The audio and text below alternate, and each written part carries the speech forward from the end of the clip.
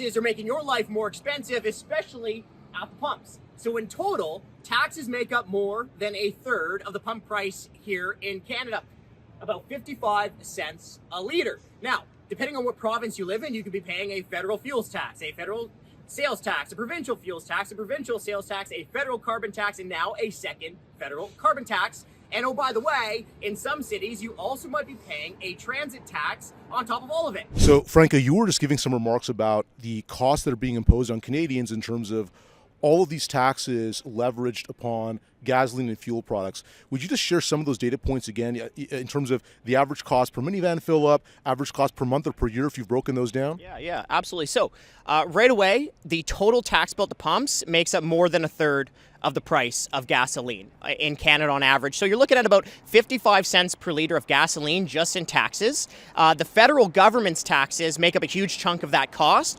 Federal taxes make up 31 cents per litre of gas. And Canadians are already struggling. We're already seeing a high price of gasoline. And what makes matters worse is that the federal government already has tax hikes planned. The disasters we're facing as a world are not just bad luck. Of that, there is no question. They are being driven by climate change and nature loss.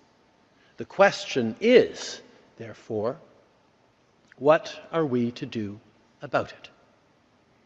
Some, including some politicians, have tried to sell us on ignoring the environmental crisis, whether that's climate change, biodiversity loss, or pollution. Or they say that we have to choose between making people's lives more affordable on the one hand or protecting our planet on the other. Well, that's just plain wrong.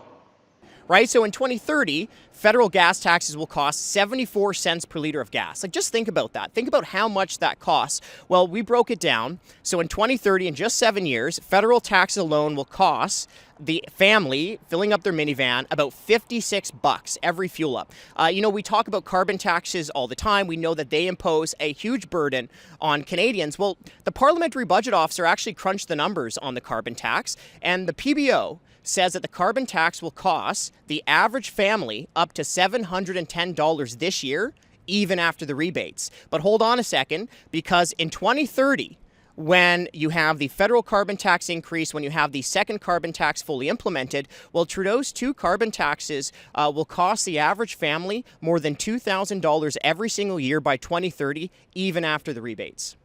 So we were speaking earlier about all of these costs that Canadians may not be seeing that are downstream of these parasitic taxes. So while you may not have specifics, perhaps you can remark on that, how it drives up the cost of basically everything we're buying that is logistically dependent on fuel-based transportation. Well, so what we've calculated is just the tax burden, right? About 55 cents per litre on average in Canada, but that's going up because of federal carbon tax hikes. But of course, there's other regulatory burdens that also increase the price of gas, that also increase the price of living. But one thing I do want to touch on is the carbon tax, because the carbon tax does cost pain even beyond the pumps. Let me give you an example. So when it increases costs for farmers to produce food and for truckers to deliver food, the carbon tax also increased costs for families to buy that food, right? Because farmers and truck drivers don't just have all this money lying around to pay taxes. The extra cost of the tax will find its way to the consumer at the end of the day. And so many Canadians are already struggling right now to afford the price of hamburger meat, to afford the jug of milk, to get to work, fueling up their car. Many Canadians are worried about the winter months when the home heating bills come around, and these carbon taxes are making life more expensive in Canada. I take the concerns of the Premier, of Ken's constituents, because Ken talked to me about them. I take those concerns very seriously. The cost of living is a real challenge here in Newfoundland and Labrador. And, gas is a part of that. Heating oil is a part of that. I think it's important to recognize that the climate action incentive payments, they're going to make a difference. That's $1,300 for a family of four. I don't want to overstate it.